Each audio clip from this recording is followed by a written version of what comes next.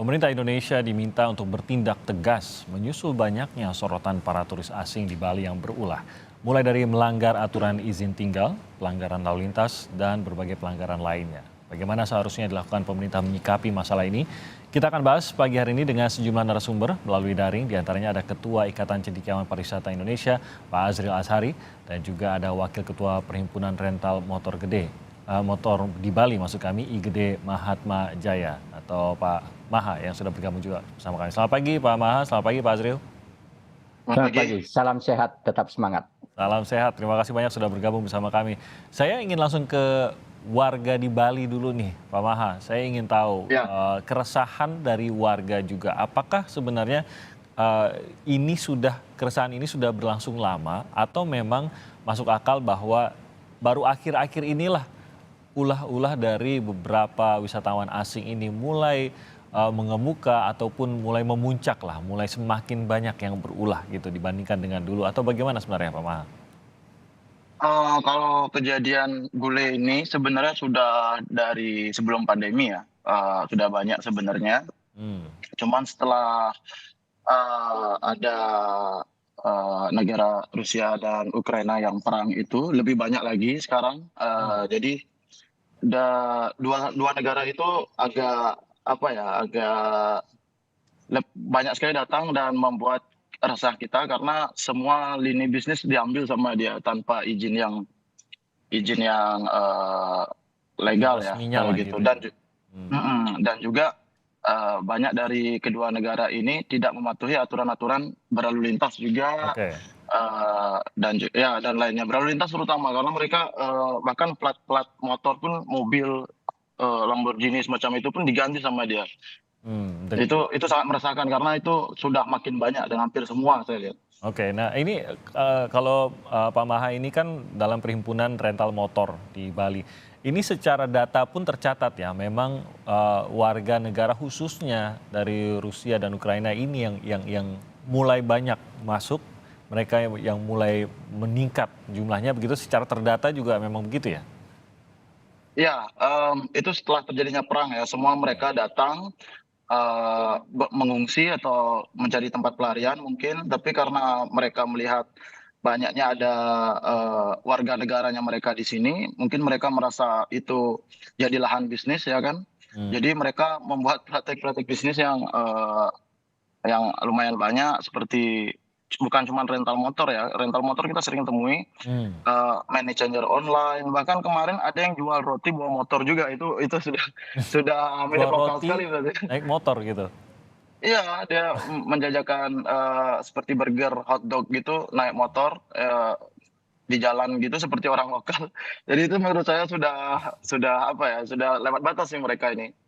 Sudah pasti tidak ada izin juga mereka dalam melakukan Sudah itu. pasti tidak ada izin. Kalau mereka pun punya izin berbisnis seperti PMA, membuat kitas, saya rasa bisnisnya tidak masuk ya. Karena lumayan juga buat PMA untuk bisnis jual burger naik motor gitu. Betul.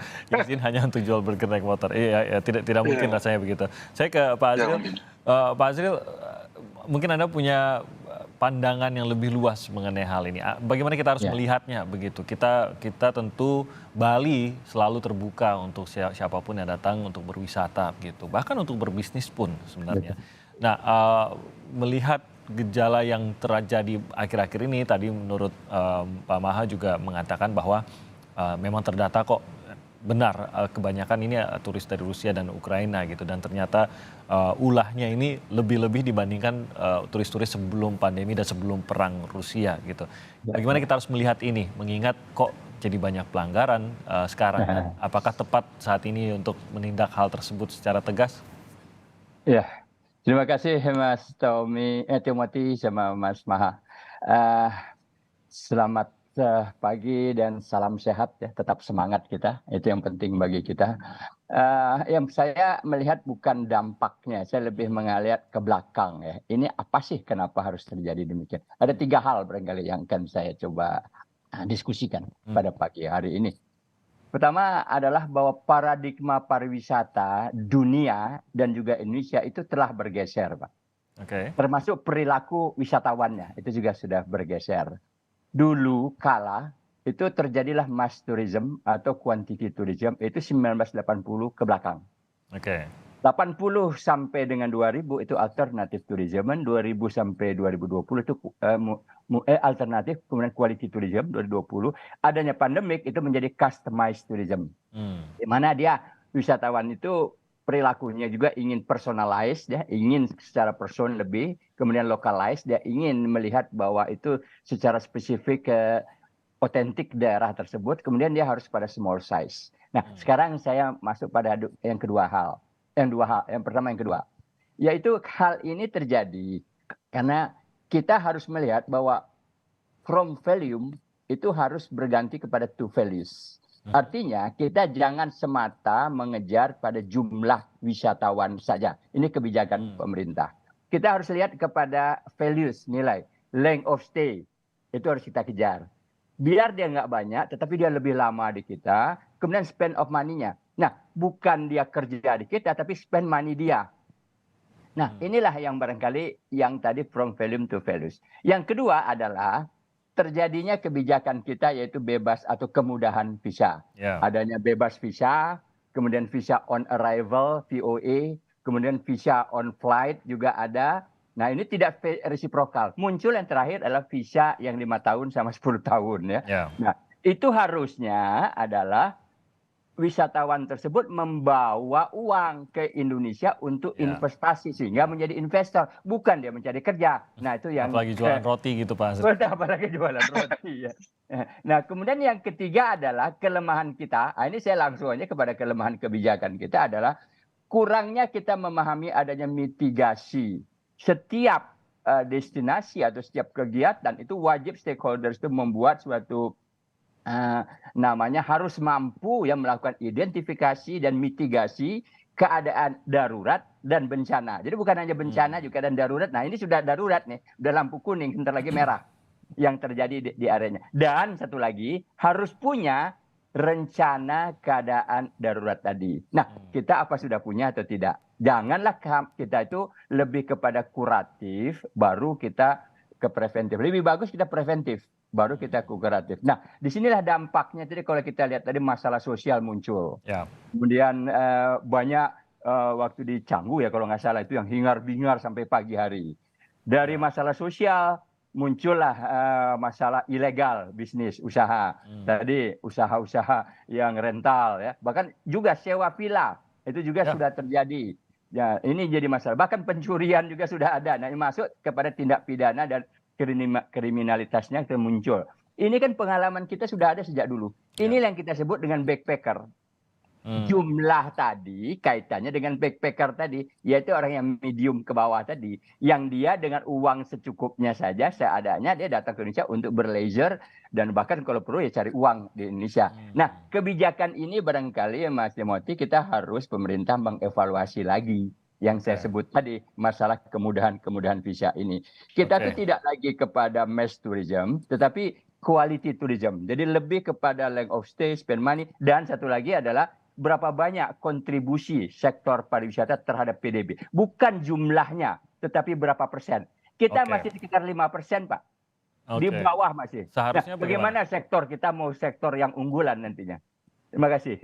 Oke, makasih Pak Azril. Nah, saya kembali lagi ke Pak Maha. Anda sendiri apakah menemui secara langsung, kan ini kan sebagai wakil ketua Perhimpunan Rental Motor di Bali, berinteraksi langsung juga dengan para wisatawan asing ini. Mungkin Pak Maha Anda memiliki usaha-usaha lain juga yang dijalankan di Bali. Apakah ada pengalaman tidak mengenakan juga kah dengan warga negara asing ini?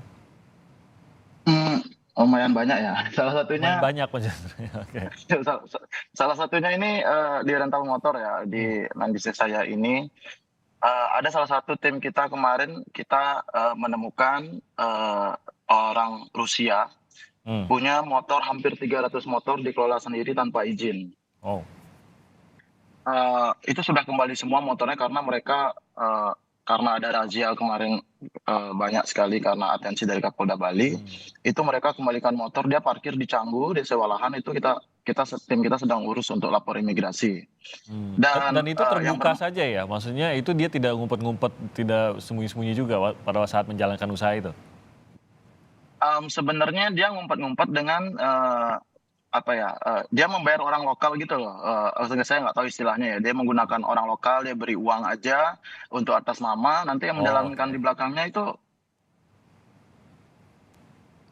Halo? Oke, jadi maksudnya dia menggunakan nama orang lokal, pembelian motor STNK semua juga atas nama orang lokal gitu ya? Iya, iya, iya. Dia Oh, menggunakan nama orang lokal. Nanti yang menjalankan bisnisnya dia. Cuman dia tidak ada persentase orang lokal ini akan dapat uang. Dia cuma dapat sekali dapat di depan aja gitu. Jadi tidak menguntungkan secara terus-menerus untuk lokalnya. Cuma dapat sekali gitu. oke, itu Terus sudah untuk dilaporkan. harga yang dibuat oleh bule-bule ini cukup merusak harga ya, karena Lebih saya nggak rendah. ngerti, mungkin dia main kuantiti biar cepet gitu kan, hitung-hitungannya saya kurang paham. Jadi harusnya yang berkunjung ke Bali itu mampu membayar yang PRM buat perhimpunan rental motor, standar harganya buat. Cuman mereka jual di bawah itu, mungkin karena biar cepat laku gitu juga. Itu salah satunya karena mereka sembunyi-sembunyi kan. Dan mereka tidak punya toko offline, dia punyanya online. Jadi Rusia dan Ukraina biasanya menggunakan Telegram untuk berbisnis. Oke, jadi kalau dicari agak susah karena orangnya nggak ada tokonya lah gitu istilahnya gitu ya. Semuanya Nggak ada tokonya. secara Sekalinya online. kita nemuin, mereka menggunakan orang lokal. Jadi kan hampir tidak menyalahi aturan jadi ya kan. Jadi terlihatnya seperti usaha orang Bali gitu ya di situ. Oke. Iya, betul. Oke, bagaimana ini kan tadi sudah dilaporkan, bagaimana tanggapan dari aparat dan bagaimana yang seharusnya juga menjadi tanggapan aparat ini mengingat kita ingin menyelesaikan masalah ini, jangan sampai keresahan ini sampai merugikan Indonesia dan juga merugikan khususnya warga Bali. Kita akan bahas usai jeda.